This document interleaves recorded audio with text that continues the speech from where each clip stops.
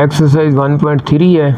इसका पहला क्वेश्चन है the sum of 3 consecutive integer is 42, find 3 integer. Urdu में इसको कहेंगे कि मुसलसल 3 सही अदाद का जो सम है, मजमुआ, वो 42 है, तो तीनों सही अदाद मालूम करें। यानी कि मुसलसल का मतलब है लगातार, कंसेक्यूटिव 3 42 लेना है। तो अभी सपोज ये है 3, फ़र्ज़ करो मैं सही अदाद, ये रफ अमल है 1 2 3, ये लगातार सही अदाद है। तो अब पहला 1 है, दूसरा कैसे है, इसमें 1 प्लस कर दे तो दूसरा आ गया, 2 में और एक जमा किया तो 3 आ गया। तो इसी तरह हम सपोज कर लेंगे, फ़र्ज़ करेंगे कि 3 कंसेक्यूटिव इंटीजर्स, यानी कि मुसलसल 3 अदाद जो है ना, सपोज वो एक x है, दूसरा x+1 है, फिर x+2 है। यानी कि आगे इसमें 1 जमा किया, फिर 2 जमा किया तो 3। तो इस तरह यानी कि एक x है, दूसरा x+1 और x+2। अब इसकी शर्त है, पहली कंडीशन वो ये है कि इनका सम मजमुआ, यानी कि इन तीनों को, ये इसकी में शर्त होती है, कंडीशन होती है कि इन तीनों को सम करें, यानी कि x + x+1 + x+2 = 42। ये इसकी कंडीशन है। 3 सही का मजमुआ सम जो है वो 42 है। तो अब इनको प्लस कर देते हैं, ये x 3x हो गया और 1 + 2 ये भी 3 हो गया, 42 के इक्वल आ गया। 3 को दूसरी तरफ लेके जाएं तो वो माइनस हो जाएगा, तो ये 39 बच गया। 3x 3 पे डिवाइड कर देते हैं तो 13 आ जाएगा, x = 13। तो ये इसका पहला जो है इंटीजर है, ये पहला सही अदद है। और दूसरा जो है ये फर्स्ट इंटीजर, पहला सही अदद, वो 13 आ गया। सेकंड जो है वो x+1 है, तो 13 जमा 1 14 आ जाएगा।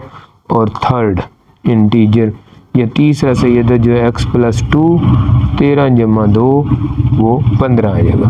आप अगर इन तीनों को जमा करें, 15 14 29 29 और 13 42, तो लिहाजा हमारा आंसर ठीक है।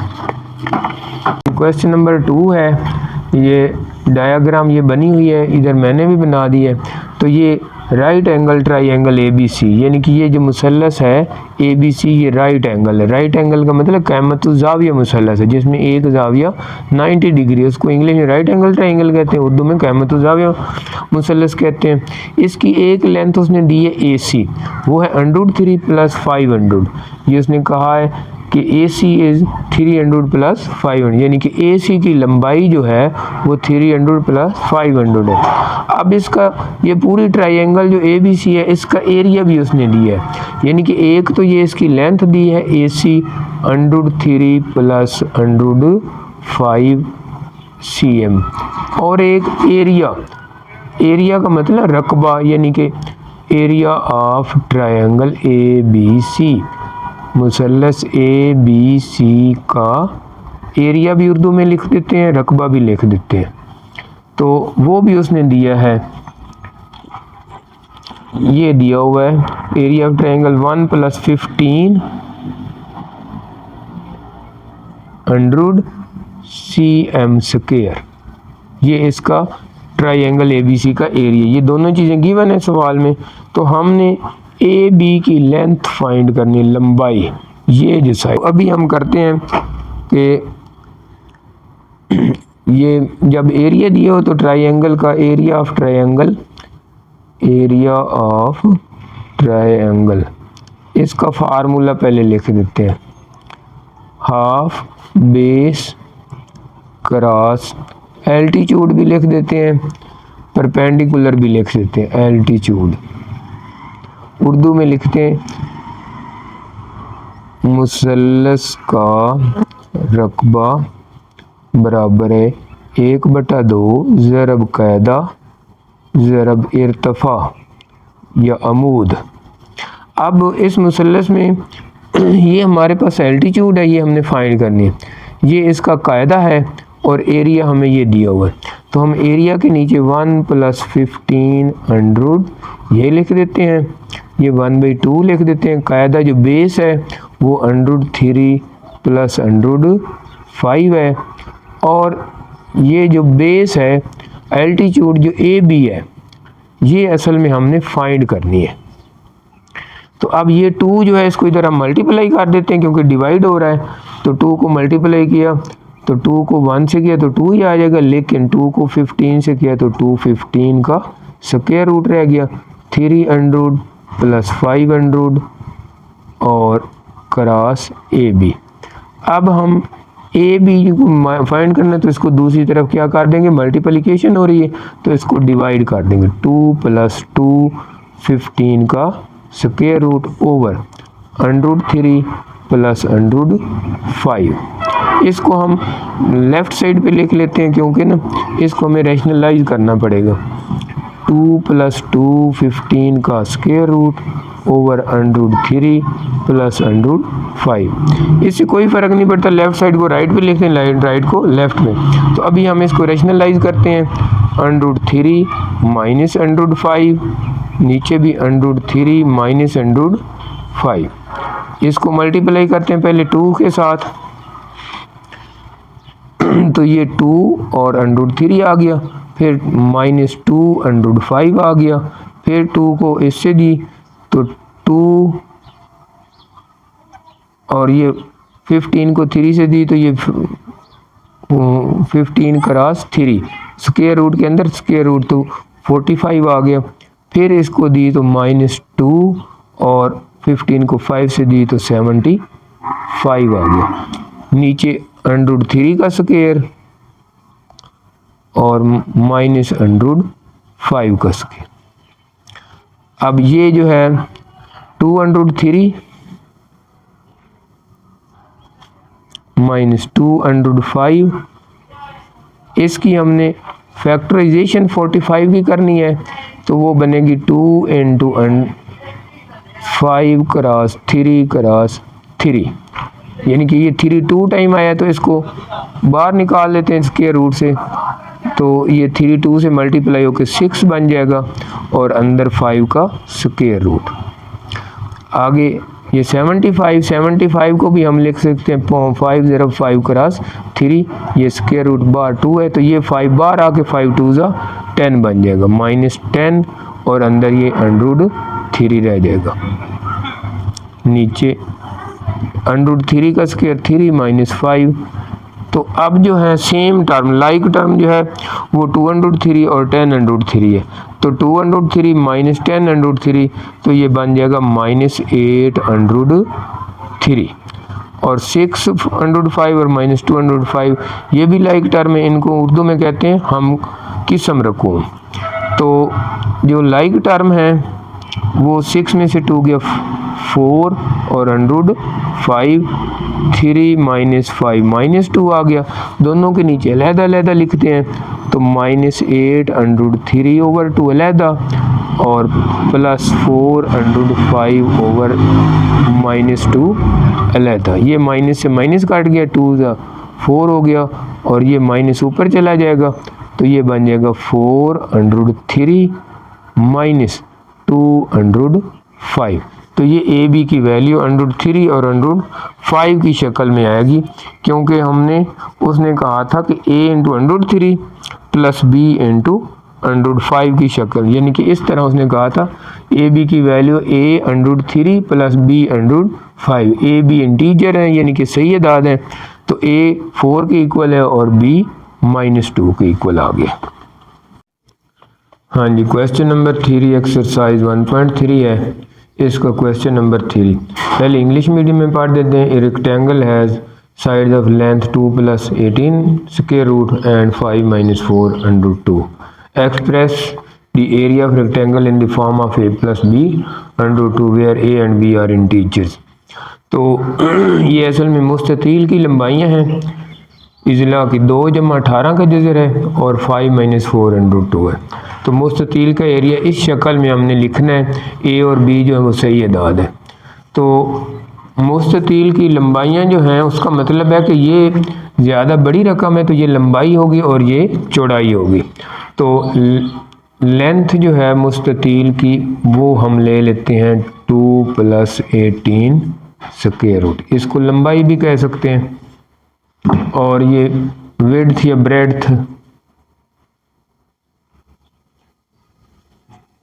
ब्रेड्थ जो चौड़ाई है वो हम ले लेते हैं 5 - 4/√2। ये होती है हमारी मुस्ततील, यानी कि जिसको हम कहते हैं रेक्टेंगल। एक लंबाई है एक चौड़ाई है। ये लंबाई हमने 2 + 18 का स्क्वायर रूट ले लिया और ये चौड़ाई जो ब्रेड्थ है विड्थ है वो हमने 5 - 4/√2 ले लिया। तो ये एरिया ऑफ रेक्टेंगल यानी कि मुस्ततील का एरिया वो क्या होगा, लेंथ क्रॉस ब्रेड्थ। लेंथ हमारे पास 2 + 18 का स्क्वायर रूट है और ब्रेड्थ क्रॉस 5 - 4/√2। अब 4/√2 को हम ऐसे भी लिख सकते हैं, ये प्लस पहले 18 का जजर जो है इसको हम 2 × 3 × 3 ये लिख लेंगे, इसको लिखेंगे 5 - 2 × 2/√2। तो ये आ जाएगा 2 + 3 बार आ जाएगा √2 क्रॉस 5 - ये 2/√2 आ जाएगा। ये जो असल में 2 क्रॉस 2 है ओवर√2, तो ये जो एक है ना 2 इसको हम 2 दफ़ा भी लिख सकते हैं स्क्वायर रूट में अगर लिख लें ऐसे करके, तो यानी कि इसको हम 2 दफ़ा लिख दें तो उसके रूट में भी ठीक है। तो एक ये जिससे कैंसिल हो जाएगा तो 2/√2 हमने ये लिख दिया 2 × √2। अब इनको मल्टीप्लाई करते हैं, 2 × 5 = 10 आ गया, -2 इसके साथ 2 × 2 = 4 आ गया और √2। अब 3 को 3 × 5 = 15 और √2, फिर प्लस माइनस 3 × 2 = 6, √2 से √2 मल्टीप्लाई होके सिर्फ 2 बच जाएगा, यानी कि ये √2 और ये √2 मल्टीप्लाई हो जाएंगे तो सिर्फ 2 आ जाएगा। तो 10 ये बगैर जज़र के जो रकमें हैं √2, 6 × 2 = 12, इसको पहले लिख दें और √2 वाली 15 में से 4 11 √2। तो ये आपका आंसर आ जाएगा -2 + 11 √2। तो हमने a + b √2 की शक्ल में ज़ाहिर करना था, यानी कि express in the following a+, तो ये a हमारे पास है और ये 11 जो है वो b की जगह है। तो ये मुस्ततील का एरिया यानी कि एरिया ऑफ रेक्टेंगल आ गया। असल में ना लेंथ वो इसने मीटर में दी है, तो इसके साथ भी मीटर लिखना है, इसके साथ भी मीटर, तो ये जो है मीटर स्क्वायर आंसर में आ जाएगा। एरिया जब भी लिखना है तो मीटर स्क्वायर आएगा। ये जब भी किसी चीज़ का भी एरिया हो ना वो अगर mm मीटर दिए हो तो मीटर स्क्वायर हो जाएगा, क्योंकि लेंथ क्रॉस ब्रेड्थ होता है। इसी तरह मुस्ततील रेक्टेंगल या मुसल्लस किसी चीज़ का भी एरिया निकालना है तो आखिर पर मीटर यूनिट स्क्वायर ही लिखना है। क्वेश्चन नंबर 4 है एक्सरसाइज 1.3 का फाइंड 2 नंबर हो सम इज 68 एंड डिफरेंस इज 22। तो इसको उर्दू में ऐसे लिखेंगे कि दो अदाद का मजमूआ 68 है और उनका फ़र्क 22 है, तो आदाद मालूम करें। तो अभी लेट फ़र्ज किया ले लेते हैं, एक अदद जो है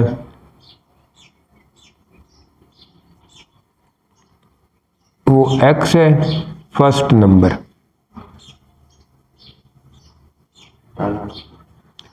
और सेकंड दूसरा अदद जो है second number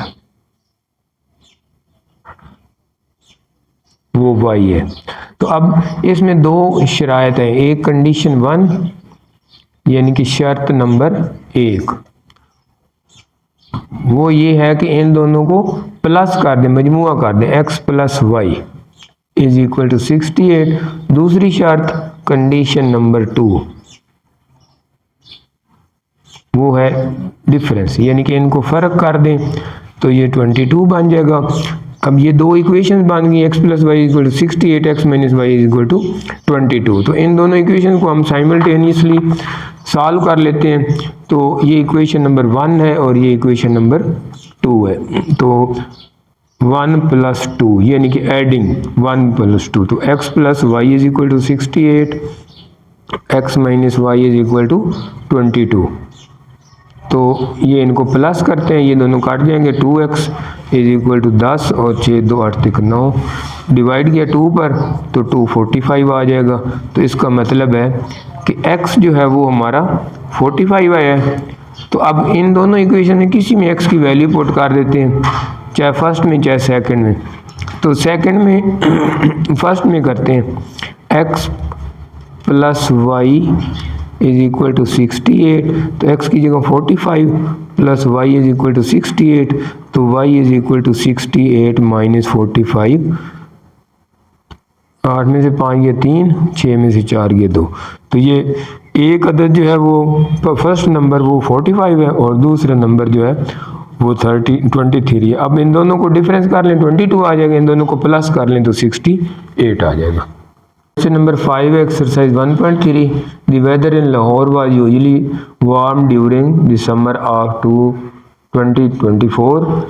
The TV news reported temperature as high as 48 degrees C. By using the formula F is equal to 9 over 5 C plus 32, find the temperature as Fahrenheit scale. तो ये उर्दू में कुछ इस तरह होगा कि 2024 में लाहौर का मौसम गर्म था। टीवी रिपोर्ट के मुताबिक ये टेम्परेचर 48 डिग्री सेंटीग्रेड था। तो ये फार्मूला F बराबर 9/5 C जमा 32 का फार्मूला इस्तेमाल के फ़ारेनहाइट में ये टेम्परेचर मालूम करना है। हमें ये फार्मूला दिया गया है F is equal to 9/5 C plus 32। तो हम थोड़ा सा इधर ही पहले सिंप्लीफाई करें, 9 ओवर 5 को हम डिवाइड करेंगे तो 1.8 आ जाएगा, 1.8 C प्लस 32। तो अब 1.8 C की जगह हमने ये लिख लेना, ये सेल्सियस में जो टेम्परेचर दिया हुआ है उसको लिख लेते हैं 48 जमा 32, यानी कि सिर्फ हमने ये सेंटीग्रेड का जो गिवन डेटा है ना, सिर्फ C दिया हुआ था, हम 48 डिग्री C ये हमें गिवन है, ये हमने फार्मूला भी गिवन है, तो इसमें सिर्फ वैल्यूज पुट कर देनी। अब 1.8 को 48 से हम मल्टीप्लाई कर देते हैं, ये 1.8 क्रॉस 48, तो ये आंसर आ जाएगा 86.4। ये नज़र आ रहा है 86.4। इसमें अब 32 प्लस कर देते हैं तो ये 4 का 4 आएगा, 6 और 2 8 और 8 और 3, तो ये फ़ारेनहाइट में ये टेम्परेचर आंसर आ जाएगा।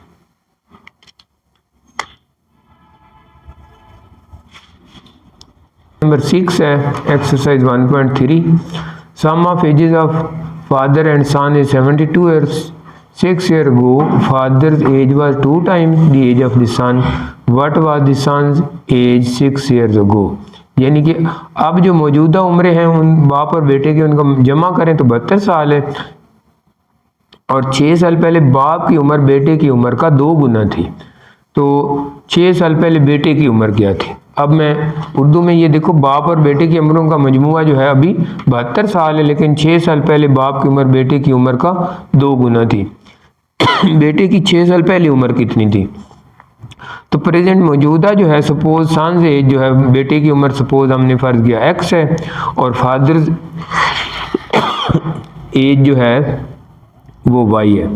तो पहली शर्त ये है, कंडीशन नंबर 1, कि बाप और बेटे की उम्रों का मजमुआ, यानी कि फादर एंड सन्स एजेस जो सम है वो 72 है। ये पहली शर्त, शर्त number 1, condition number 1, x plus y is equal to 72। अब 6 साल पहले 6 ईयर बिफोर, तो 6 ईयर्स बिफोर,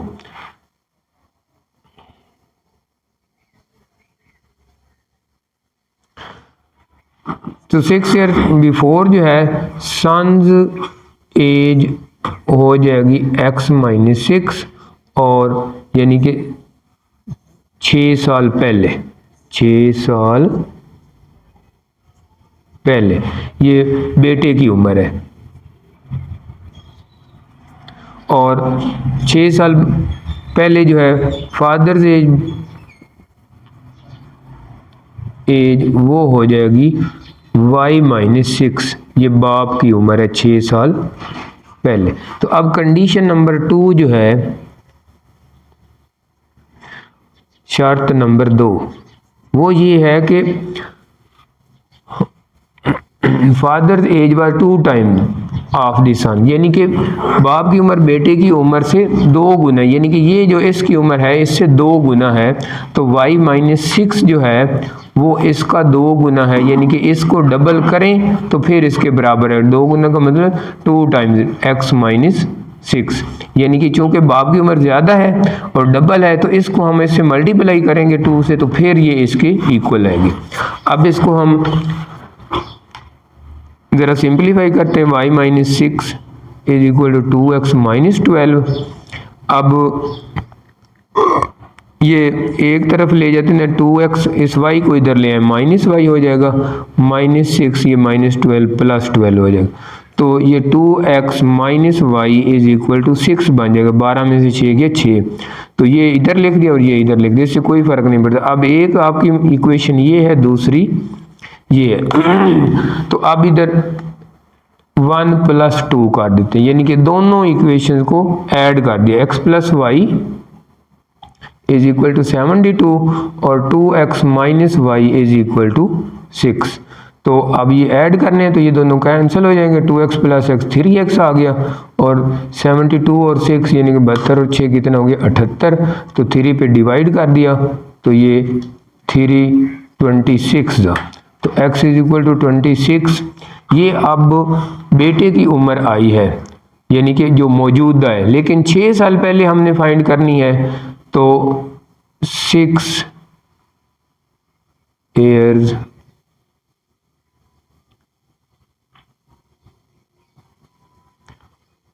बिफोर, तो ये आ जाएगी x - 6, 26 - 6, तो 20 years 20 साल, ये क्या आ जाएगी 6 साल पहले बेटे की उम्र, सन्स एज बिफोर 6 years, 6 साल पहले बेटे की उम्र, ये यानी कि x में से 6 इसलिए माइनस किया क्योंकि उसने ये पूछा है कि बेटे की 6 साल पहले उम्र कितनी थी। इसमें भी what was the son's age 6 years ago, यानी कि 6 साल पहले बेटे की उम्र, तो ये मौजूदा उम्र निकली थी, प्रेजेंट मैंने पहले लिखा है, मौजूदा उम्र जो थी वो x थी, तो 6 साल पहले जो है तो वो 26 में से 6 माइनस करेंगे तो 20 ईयर्स आ जाएगी। ये सन्स एज बिफोर 6 ईयर है, यानी कि 6 साल पहले बेटे की उम्र जो है वो 20 साल होगी। तो ये आपका आंसर आएगा, ये वाला। हाँ जी, क्वेश्चन नंबर 7 है, Meera bought a toy for ₹1500 and sold for 1520, what was the profit percentage. ये पहले इंग्लिश मीडियम का करते हैं फिर उर्दू मीडियम का, क्योंकि इसमें ना थोड़ा सा डिफरेंस मुश्किल लिखाई है। तो ये जो है पहले उसने जो है ₹1500 में बॉट किया, यानी कि उसकी कॉस्ट प्राइस है, इसको जो बाइंग प्राइस ये उसको कहते हैं कॉस्ट प्राइस, CP भी लिख लेते हैं, लेकिन ये है 1500 और रुपीज़ है। इसी तरह जो है सेल प्राइस या सेलिंग प्राइस, सेल प्राइस भी लिख सकते हैं, सेलिंग प्राइस भी लिख सकते हैं, तो SP इज इक्वल टू वो है 1520 रुपीज़। तो अब जाहिर है उसने 1500 की कॉस्ट है उसकी, यानी कि बाइंग है, और ये उसकी सेल है, तो उसको प्रॉफिट हुआ है, तो प्रॉफिट में ये 1520 माइनस 1500, यानी कि sale price minus cost price, तो ये सिर्फ 20 रुपीज़ उसको प्रॉफिट हुआ है। तो अब हमने प्रॉफिट परसेंटेज लिखनी है, तो वो ये profit over cost price cross 100, तो ये percentage. Profit 20 over cost price है 15 क्रॉस 100, तो ये 2 0 0 काट दो, 20 डिवाइडेड बाई 15, तो ये डायरेक्ट डिवाइड कर लो, या पहले 5 3 जा और 5 4 जा, तो 4 को 3 पे डिवाइड कर लेते हैं, 4 डिवाइडेड बाई 3, तो ये आ जाएगा 1.33%। ये तो था इसका इंग्लिश मीडियम में क्वेश्चन। ये अभी मैं थोड़ा सा उर्दू मीडियम में भी आगे बताते हैं। हाँ जी, ये क्वेश्चन नंबर 7 जो है उसको मैंने उर्दू मीडियम में थोड़ा सा लिखा है। मेरा ने एक खिलौना 1500 रुपये में ख़रीदा और 1520 रुपये में फ़रोख्त कर दिया, उसका मुनाफा फ़ीसद में मालूम करें। तो सबसे पहले उसकी लिखनी है कीमत ख़रीद, वो है 1500 रुपये, और फिर कीमत फ़रोख्त वो है 1520 रुपये। तो यहाँ पर मुनाफा लिखते हैं, मुनाफा क्या होगा, कीमत फ़रोख्त माइनस कीमत ख़रीद, तो वो है 1520 रुपये माइनस 1500, तो इसको मुनाफा हो गया 20 रुपये। अब हमने मुनाफा फ़ीसद मालूम करना है, मुनाफा फ़ीसद, तो वो होगा मुनाफा बटा कीमत ख़रीद। ये याद रखना कि जब भी मुनाफा फ़ीसद मालूम करना हो या नुकसान जो भी मालूम करना, कीमत ख़रीद को डिवाइड करना है और परसेंटेज निकालनी है तो 100 से मल्टीप्लाई कर देना है। तो ये परसेंटेज होगा, मुनाफा हमारा 20 है, कीमत ख़रीद जो है वो 1500 रुपये है, ज़रब 100। तो इसको अब हम ये 2 0 से 2 0 काट देंगे, 20 को 15 पे डिवाइड डायरेक्ट कर देते हैं, तो 1 पॉइंट काट भी सकते हैं लेकिन वो डायरेक्ट डिवाइड कर दें। कैलकुलेटर असल में यूज़ करना चाहिए, 1.33%। तो ये इसका मुनाफा फ़ीसद आ जाएगा। यानी कि उर्दू मीडियम में चूँकि ये लंबे लफ्ज़ से कीमत ख़रीद कर कीमत फ़रोख्त तो इकट्ठे नहीं आते थे, इसलिए हमने ये उर्दू मीडियम का अलहदा किया, इंग्लिश मीडियम का अलहदा किया। हाँ जी, एक्सरसाइज 1.3 क्वेश्चन नंबर 8। तो ये पहले उसने इंग्लिश मीडियम दी, annual income of Tayyab is ₹9,60,000 rupees while the exempted amount is ₹1,30,000. How much tax would he have to pay at the rate of 0.75%? तो इसको उर्दू मीडियम में लिख रहे हैं, तैयब की सालाना आमदनी जो है वो 9,60,000 रुपये है, उसे 1,30,000 रुपये की छूट दी गई है, उसे 0.75% की शरह से कितना टैक्स अदा करना पड़ेगा। सबसे पहले तो लिखते हैं एनुअल इनकम, सालाना आमदनी, सालाना आमदनी, एनुअल इनकम,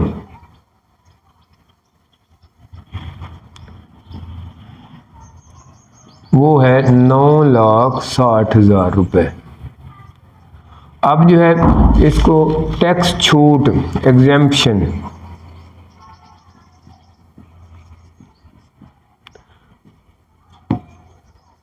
एग्जेम्पशन इन टैक्स, वो है 1,30,000 रुपये। तो काबिल टैक्स आमदनी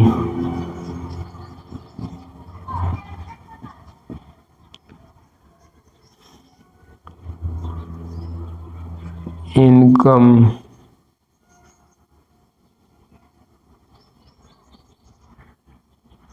on which tax is payable,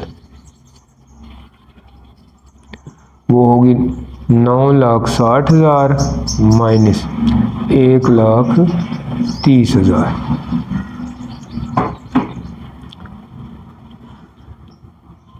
तो 8,30,000 जो है उसकी टैक्सेबल इनकम होगी। ये income on which tax is payable, ये टैक्सेबल इनकम जो है वो 8,30,000 रुपीज़ आएगी। अब हमने उसकी जो रेट है जिस पर इनकम टैक्स रेट जो है, उसकी शरह जो है जिस पर हमने टैक्स पे करना है, रेट यानी कि शरह, वो है 0.75%। तो अब टैक्स की इनकम कितनी, टैक्स कितना होगा, ये 8,30,000 क्रॉस 0.75। तो एक तो ये परसेंट की वजह से 100 करना है और एक जो है ये परसेंट की वजह से भी 100। तो ये 2 दफ़ा डिवाइड करना है, एक इशारे ख़त्म हो जाएगा, इसकी जगह हमने नीचे, और दूसरा ये अब 2 ज़ीरो इस ज़ीरो से काट जाएंगी, 2 ज़ीरो इस ज़ीरो से काट जाएंगी। तो 83 को हमने 75 से मल्टीप्लाई कर देना है, 83 क्रॉस 75। तो ये आपका आंसर आ गया 6225 रुपीज़। तो ये इसका टैक्स आ गया। क्वेश्चन नंबर 9 है exercise 1.3, find the compound markup on ₹3,75,000 for 1 year at the rate of 14% compounded on annually. तो उर्दू में हम थोड़ा सा इसको 3,75,000 रुपये पर 1 साल के लिए कंपाउंड मार्कअप मालूम करना है, जबकि कंपाउंड मार्कअप की सालाना शरह जो है वो 14% है। तो अभी हम जो है असल ज़र इसको 3,75,000 जो है इसको लिखते हैं प्रिंसिपल अमाउंट।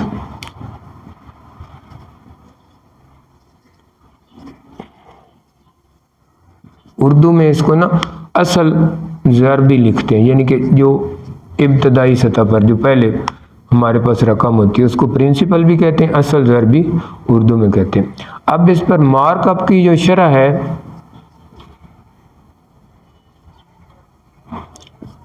रेट शरह, मार्कअप की शरह जो है वो 14% दी हुई है। अब हमने वो 1 साल जो टाइम है ना, मुद्दत, वो 1 साल है, 1 ईयर, यानी कि 1 साल। तो हमने अमाउंट मालूम करनी कंपाउंड मार्कअप, यानी कि वो 1 साल के बाद जो है उस वो कितनी रकम, यानी कि कितना उस पर कंपाउंड मार्कअप बन जाएगा, यानी कि वो एक किस्म का मुनाफा समझ लें कि वो कितना होगा या कितना उस पर इंटरेस्ट लगेगा। तो ये हमारे पास फार्मूला होता है A = P इंटू 1 + R/100 और ऊपर n। ये अमाउंट जो आफ्टर मार्कअप है, यानी कि वो साल के बाद जो अमाउंट बनेगी जितना, यानी कि हमने वो प्रॉफिट जो है लगेगा। P जो है वो प्रिंसिपल अमाउंट यानी कि असल होगी 1, R जो है रेट होता है शरह, और 100 और n जो है वो उसकी टाइमिंग है। तो ये हम अमाउंट जो है वो निकालते हैं। P की बजाय 3,75,000 इंटू 1 + R की बजाय क्या लिखेंगे 14 और बटा 100, और टाइम जो है वो 1 है, 1 बेशक ना भी लिखें। तो 3,75,000 इंटू ये 114 बन जाएगा, ये 100 कम 100 और 14 बटा 100। तो इसका मतलब है कि 3,75,000 इंटू 1.14, इसको अब हम मल्टीप्लाई करते हैं।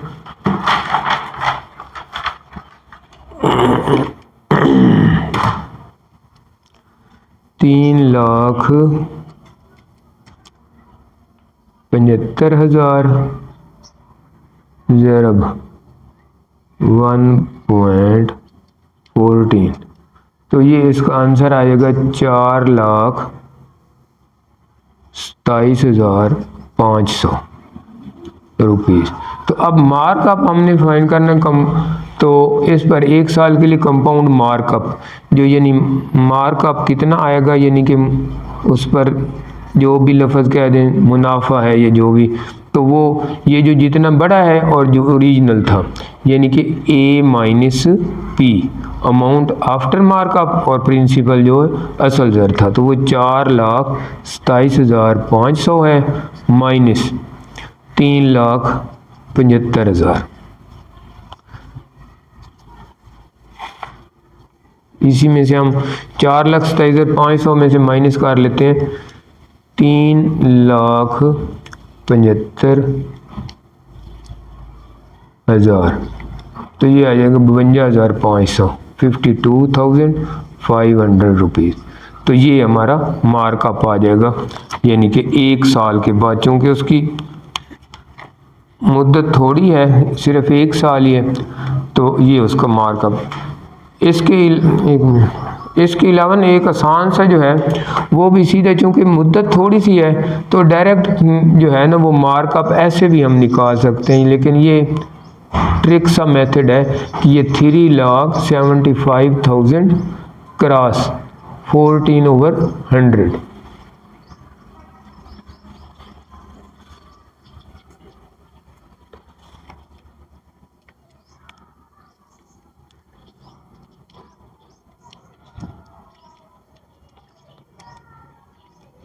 तो ये भी 52,500 आ जाता है। ये ट्रिक मेथड है, बहरहाल असल कुलिया ये है फार्मूला, लेकिन क्योंकि साल एक ही है तो हमने जैसे आम रेट निकालते हैं तो वो 14% है, तो 3,75,000 को 14/100 से ज़रब दें तो वो भी मार्कअप आ जाएगा। लेकिन ये थोड़ा सा जो असल सवाल करते हैं ना उसके मुताबिक है।